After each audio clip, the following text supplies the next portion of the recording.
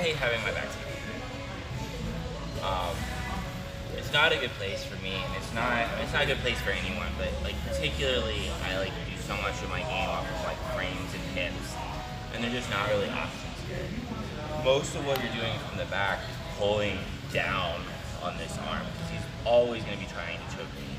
Like even when it's not close, he's always trying to choke me, like 100% of the time when he's on my back. And if he does get the choke in at all, some basics to get. So a couple basics to get through before we'll try to do an escape. Tighten up a little bit. So I have to get this hand off before I can address this hand. If I just try to pull on this, he's just going to keep tightening, and I'm going to get choked out while burning my arms out. If this hand is all the way behind my neck, like he has it, like in perfect position, like good luck getting it out. But somehow or another, you have to get it out before you can start addressing the choke. Once this hand is off, you have to grab the thumb and pull it down. Not only is that the longer lever than grabbing the wrist, but also once his wrist gets deflected, I guess, whatever the word is, bent like this, like the strength in the arm just drops tremendously versus when the wrist is straight. So when I grab his thumb, it starts to bend his hand. Once his hand is bent, I can kind of pull it all away a lot more easily. So those are kind of the two big lessons.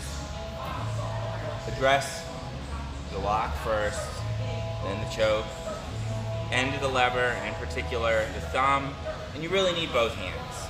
Like if he's trying to choke me with both hands and I try to defend with one hand, even if I have the thumb, go for it.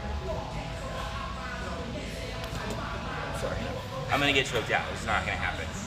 So don't be cocky. You have to use both hands. You have to break the lock, and you have to attack the end of the lever. Beyond that, I don't have a lot. Get this off, and then we have to pick a direction. We'll practice both a little bit. First, we will do light side, which is going away from the choking arm, which is moderately safer. And basically, I'm just going to push my body this way and try to get him off of center and put some weight on him. So go ahead and let's get a seatbelt. Yeah. So I'm just going to come like this.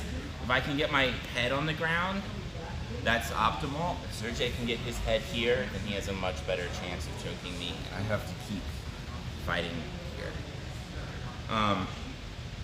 Once I get like the shoulder and head to the mat, I'm just walking my feet.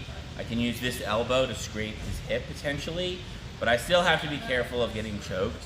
It's a lot less likely here. It's pretty hard to one-hand choke from that angle, but depending on our relative size and strength, it could still totally happen. But at this point, I'm just gonna keep walking and pushing, and as soon as I can get this elbow to the ground, I'm out of the back.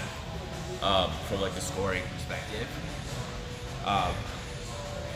From a ongoing match perspective, I really want to get this knee inside.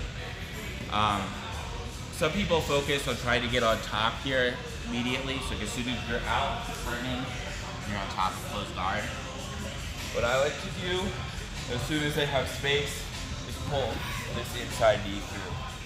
And now I have knee, and I can start attacking with Ganache. We'll come to that later depending on time. But let's do the right side first. So here, if there's a choke, clear it. Head to the ground, turn, shoulder, walk. This needs to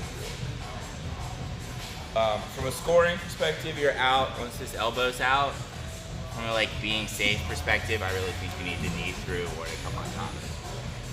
They scored out of this game? From like EBI overtime, Okay. it's in this game, yeah. In like IBGF for like a tournament, you don't get points for it. Yeah. But it would count as them not having the back. Any other questions? So I'm gonna turn off the timer, just play with it, go back and forth. I'll just do it for a couple of minutes, and we'll go to the other side, and then we'll do something a little bit more dynamic. Any questions? 1, 2.